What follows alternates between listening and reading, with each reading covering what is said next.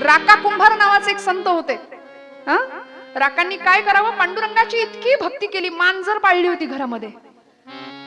5 पिल्लं झाली त्या मांजरीला एकदा. आणि राका कुंभार पांडुरंगाची अनंत निस्सीम भक्ती करणारे. राका, बंका आणि वंका असं नाव, बायकोचं नाव बंका. आता कुंभार म्हटलं की कुंभाराच्या घरी एक भट्टी असते. त्या भट्टीला काय म्हणतात? वा वा, आपल्याला माहितीये. म्हणजे आवा चालली पंढरपूरला, त्यातली आवा नाही बरं का. त्या भट्टीला आवा म्हणायचं. आणि त्या भट्टीमध्ये मडकी भाजायचं काम सुरू असतं. भट्टी आणि आता ओली मडकी करून ठेवलेली, आज भट्टी पेटणार होती. आणि त्या एका ओल्या मडक्यामध्ये एक मांजरीचं, ती मांजर जाऊन बसली, व्यायली ती तिथं. 5 पिल्लं झाली त्या मांजरीला. आणि तिनं ती 5ची पिल्लं, आता मांजर आपल्याला माहिती अशी तोंडात धरते, है की नाही. आणि पिल्लांना सुरक्षित जागी मुक्काम बदलत असते त्यांचा. त्या मडक्यात तिने ती पिल्लं ठेवली होती, ती गेली निघून. आणि या राकानी बरोबर ते कच्चं ओलं मडकं उचललं ज्याच्यात पिल्लं होती, आणि ते मडकं भट्टीत गेलं. भट्टी पेटली, धूर घरातनं बाहेर निघायला लागला. आणि या मांजरीला कळालं, प्राण्यांना सुद्धा कळतं बरं का, की भट्टीत घरातनं धूर येतोय, भट्टी पेटली, मडक्यात माझी पिल्लं आहेत. धावली, येरझाऱ्या घालायला लागली, त्या आगीच्या दिशेनं झेप घ्यायला लागली, राकाचे पाय चाटायला लागली, माझी लेकरं त्या भट्टीत आहेत म्हणून. आणि मालकाला प्राण्याची भाषा कळते, काळजात चर्र झालं. बायकोला विचारलं, अगं हिची पिल्लं होती का मडक्यात? नाही जी, मला नाही ठाऊक. पोरीला विचारलं, तुला ठाऊक आहे का, या मडक्यात हिची पिल्लं होती का? ती म्हणली, नाही बाबा, मला नाही ठाऊक. आणि अंतःकरणात धस्स झालं. पांडुरंगा, परमात्म्या, आजपर्यंत तुझ्या सेवेत कधी खंड नाही पडू दिला. मी जर खरा तुझा निस्सीम भक्त असेल तर या आगीत गेलेली ही मांजरीची 5ही पिल्लं जिवंत बाहेर निघू देत. मायलेकरांची ताटातूट करू नकोस पांडुरंगा, करू नकोस. भगवंताला हात जोडून प्रार्थना करावी, मायलेकरांची ताटातूट करू नकोस. आणि प्रण केला, प्रतिज्ञा केली, म्हणाले, पांडुरंगा, जर मांजरीची पिल्लं जिवंत आगीतनं बाहेर निघाली ना, तर घरादारावर तुळशीपत्र ठेवीन, बाहेर पडेन आणि तुझ्या नामात पंढरपुरात येऊन राहीन. म्हणले, याला म्हणायचं निर्धार जो संतांकडे आहे. सगळं सोडून येऊन राहीन म्हणाले तुझ्याकडे.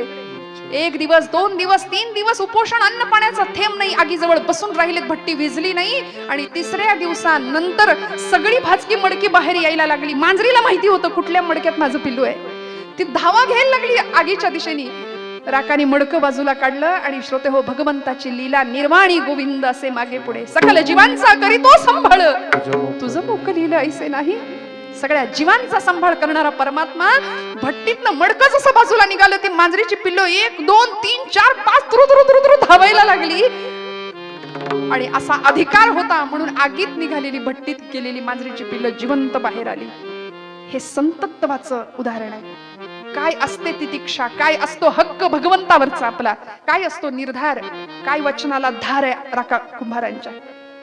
आणि अशा राकांनी भगवंताला दिलेल्या वचनानुसार घरादारावर तुळशीपत्र ठेवलं. खरा वारकरी, खरा जातिवंत भक्त संत तो आहे. काय समाधान असावं बघा. म्हणून तुकोबराय म्हणतात, ऐसियांचा संग देई नारायणा, ओलावा वचना जया जिया. ज्यांच्या वचनाला भगवत प्रेमाची ओल आहे त्यांचा संग मला दे. आणि भगवंता असे संत ओळखायचे कसे रे? काय असतो त्यांचा आहार, काय असतो त्यांचा विचार? 3रं चरण म्हणा,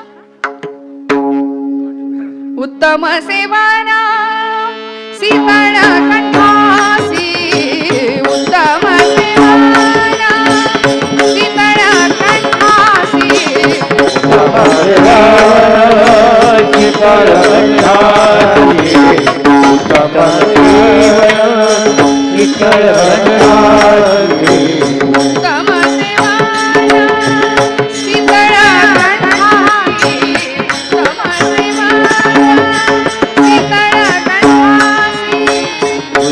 सेवाना शीतळ कंठासी,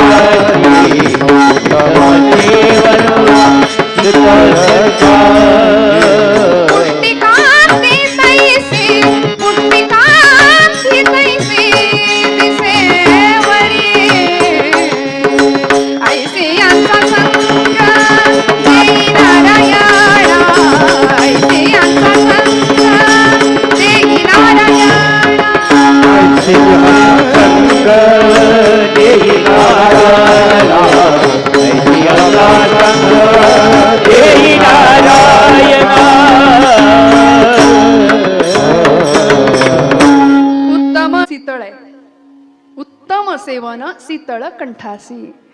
श्रोते हो, मांसाहार हा माणसाचा आहार नाहीये, एवढं माणसाने पक्क लक्षात ठेवावं. जीवो जीवस्य जीवनम ही जंगलची साखळी आहे, हा जंगलचा न्याय आहे. वाघानं एखादं श्वापद मारलं तर त्याला पाप नाहीये, निसर्गानं ते त्याचं अन्न निर्माण केलंय. पण माणसाचा आहार नाहीये हा, हे आम्हाला कळावं याकरता तुकोबराय उदाहरण देतात. ऐसी यांचा संग देही नारायणा. ते ओळखायचे कसे म्हणाले, उत्तम सेवन शीतळ कंठासी पुष्टकांती तैसी दिसेवरी. कितीतरी योगी ध्यानी तपस्वी धारणा योग धारणेच्या जोरावरती वायू भक्षण करून राहणारे संत होते. अनेक संतांची उदाहरणं सांगता येतील. रामकृष्ण परमहंस नावाचे स्वामी विवेकानंदांचे सद्गुरू होते की ज्यांनी आपल्या शिष्यामध्ये एवढं परिवर्तन घडवलं की त्यांनी विवेकानंद होऊन शिकागोची विश्वधर्म सर्वधर्म परिषद गाजवली, विश्वबंधुत्वाचा संदेश जगाला दिला.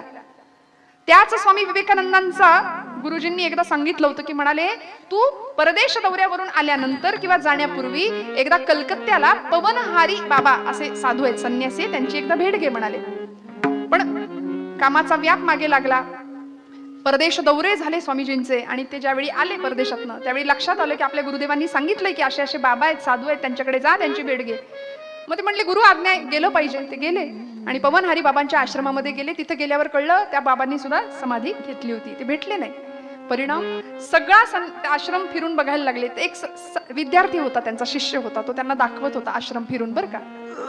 आणि दाखवत असताना स्वामीजी त्याला म्हणाले, एक प्रसंग सांग म्हणले साधूंचा, पवनहारी बाबांच्या आयुष्यातला एखादा प्रसंग सांग मला. तो म्हणला सांगतो. काय झालं माहितीये, एक दिवस आमच्या आश्रमामध्ये दुपारच्या वेळी चोर शिरला होता आणि साधू आमचे बाबा पवनहारी बाबा झोपले होते दुपारची वामकुक्षी. आता वामकुक्षी ती दुपारचीच असते, वामकुक्षी घेत होते आणि त्यांच्या कुटीमध्ये झोपडीमध्ये तो चोर डायरेक्ट त्यांच्या कुटीत शिरला. आजूबाजूचं सगळं सामान घेतलं त्यांनी, जमा केलं आणि एका पोत्यात भरलं, तो निघायला लागला. जाता जाता त्याचा पाय बाबांना लागला. त्या पायाच्या धक्क्याने बाबा उठले आणि एवढं धडधाकट शरीर, अशी पवनहारी असून सुद्धा पुष्टकांती तैसी दिसेवरी असं शरीर धडधाकट होतं. त्याला बघून त्या चोराला घाम फुटला. ते धूम ठोकली, त्यांनी पोतं तिथंच टाकलं आणि धावत सुटला.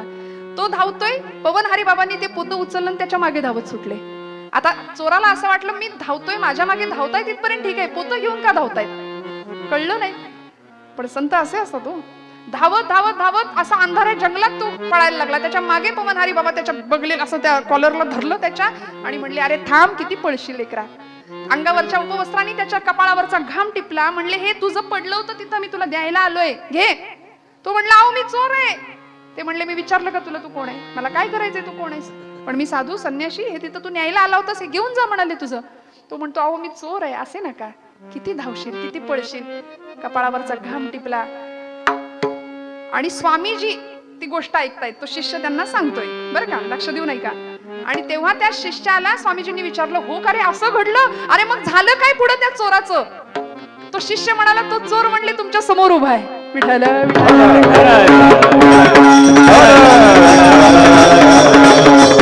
आपणा सारिखे करीती तात्काळ, नाही काळ वेळ लोह परिसाची नसाहे उपमा. काय काय असते संतांची ताकद, काय असते बघा तुम्ही श्रोते हो. म्हणून उत्तम सेवन शीतळ कंठासी पुष्टकांती तैसी दिसेवरी. संतांना ओळखायचं कसं, कधीच गर्व नाही. गर्वन्नोद्वहते न निंदति परान्नो भाषते निष्ठुरं उक्तंकेन चिदः प्रियञ्च सहति क्रोधञ्च नालम्बते श्रुत्वा काव्य गुणान् संतिष्ठते मूकवद् दोषान् छादयते स्वयं न कुरुते एतत्सतां लक्षणम्. संतांची लक्षणं सांगितली सुभाषितकारांनी. गर्वन्नोद्वहते न निंदति परान्, गर्व कधीच करत नाही, दुसऱ्याची निंदा नाही. फार मोठा विषय आहे, किती सांगू किती नको. तुम्हाला असं काही संस्कृत बोललं की सगळ्यांचे चेहरे असे होतात की अरे अरे अरे काही खरं नाही. आता सोपा असतो. गर्वन्नोद्वहते, कधी ऐकत नाही म्हणून आपल्याला सवय नसते. काय सोपं आहे बघा, गर्वन्नोद्वहते, संत कधी गर्व करत नाहीत. न निंदति परान, दुसऱ्याची निंदा त्यांच्या चित्ताला शिवत नाही. मग आपण तसंच वागलं पाहिजे की नाही. नाहीतर महिला वर्ग 4 बायका एकत्र जमल्या की हिचं काय झालं, ती कुणाबरोबर गेली, त्याचं काय झालं, सगळ्या गावाचं वर्तमानपत्र आमच्याकडे भेटतं. न निंदति परान नो भाषते निष्ठुरम, निष्ठुर म्हणजे कठोर. संत कधी कठोर बोलत नाही. उक्तंकेन चिदः प्रियञ्च सहते क्रोधञ्च नालम्बते, संत कधी रागवत नाही. क्रोध हा विकार त्यांच्या चित्तात सुद्धा नसतो. अहो ज्या भगवंताचं गुणगान संत गातात तो भगवंत त्यांनी आपलासा केलाय. भगवंत कसा आहे सांगते, भजन करा. विठोबा रखुमाई जय विठोबा रखुमाई, विठोबा रखुमाई, विठोबा रखुमाई, विठोबा रखुमाई.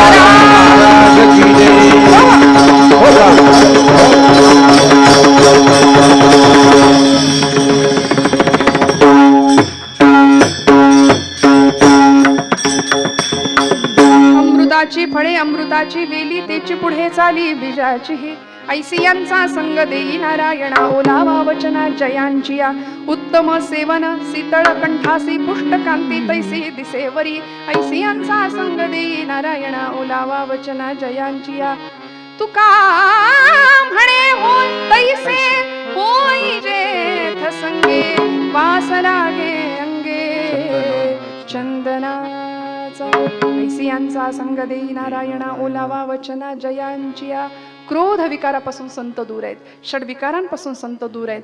ज्या भगवंताची उपासना संत करतात तो संत षडगुणे, तो भगवंत षडगुणेश्वरी आहे. द्वारकेमध्ये ज्यावेळी दुर्वास ऋषी आले होते बरं का, द्वारका नगरी भगवंतांची सोन्याची, आणि दुर्वास ऋषी आले. आता दुर्वास ऋषी म्हणजे दूरवास, त्यांना फार जवळ करायची काही सोयच नव्हती. हातात कमंडलू शापून भस्म करून टाकायचे मनाविरुद्ध घडलं की, त्यामुळे फार जवळ करायचेच नाहीत लोक त्यांना. ते ऋषी आले द्वारकेमध्ये, म्हणले कृष्णा मला तुझी द्वारका नगरी फिरून बघायची आहे. आणि भगवंतांनी त्यांना रथात बसवलं. मध्यरात्रीच 1:30-2 वाजता म्हणले बसव रथात आणि द्वारका फिरव. म्हणले आत्ता उजाडू दे, म्हणले मग दाखवू. नाही म्हणाले आत्ताच बघायचे, नाहीतर कमंडलू काढीन, पाणी शिंपडेन अंगावर. नाही म्हणले चालतंय. रथात बसवलं, रथाचे घोडे जुंपले आणि स्वतः भगवंत सारथ्य करत बसले. दुर्वास ऋषींना द्वारका नगरी फिरवून दाखवायला लागले. थोड्या वेळ चालला रथ आणि म्हणाले कृष्णा थांब, ते घोडे बाजूला कर म्हणले. घोड्यांची काय गरज आहे? मग म्हणले रथ चालणार कसा? अरे तू आहेस ना. ऋषी होते, गृहस्थाश्रमी होते भगवंत, ऋषींचा अनादर करून चालणार नाही. अतिथीचं स्वागत केलंच पाहिजे, मान राखलाच पाहिजे. तू म्हणाले घोड्याच्या जागी उभा राहा, तू रथ हाक. झालं, घोडे बाजूला केले. अनंत कोटी ब्रह्मांड नायक द्वारकाधीश परमात्मा रथाचं जुमानेवर घेऊन चालायला लागला. ऋषी मागे बसले. काही अंतर रथ चालून गेला. म्हणले कृष्णा थांब, नाही तर कमंडलू काढतो. थांबले भगवंत. म्हणले दुसरी बाजू रिकामी आहे.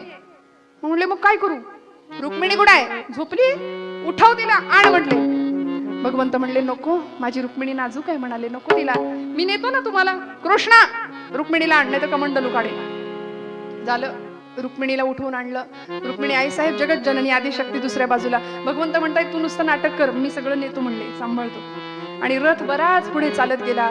आदिशक्ती जगन्माता रुक्मिणी आई साहेब आणि इकडे अनंत कोटी ब्रह्मांड नायक जगत चालक अनेकांचा बाप असलेला परमात्मा, दोघ जण रथ हाकतायत. दुर्वास ऋषी रथात बसले.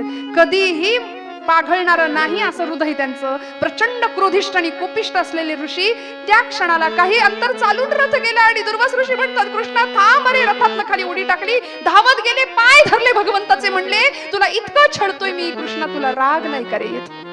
राग नाही का येत? परमात्मा भगवंत म्हणतात राग येतो ऋषीवर, पण कुठं रागवायचं ते कळतं. म्हणाले मी इथे नाही रागवणार, पण शिशुपालाचे 101 अपराध भरेपर्यंत माझं काउंटिंग चालू होतं. 91, 92, 93, 94, 99, 100 आणि 101व्या अपराधाला सुदर्शन चक्र काढलं आणि धडा वेगळं मस्तक केलं राजसूय यज्ञामध्ये. रागवायचं कुठे हे आम्हाला कळलं की आमचे प्रपंच सुखी झाले. विठ्ठल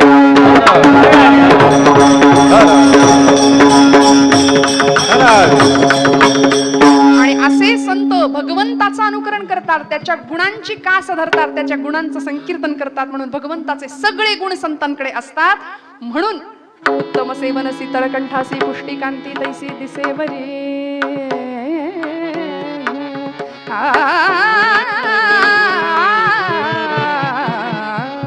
म्हणून तुकोबराय पांडुरंगाला सांगतात, आपल्या स्वतःला सांगतात की मला त्यांच्यासारखं झालं पाहिजे. कुणासारखे?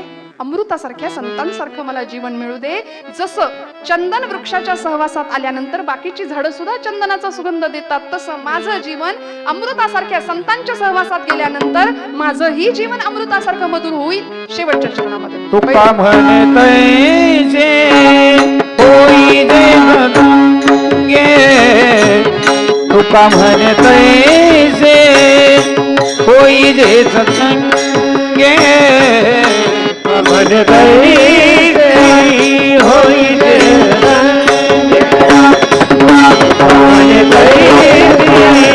होई जे तुका म्हणतैसे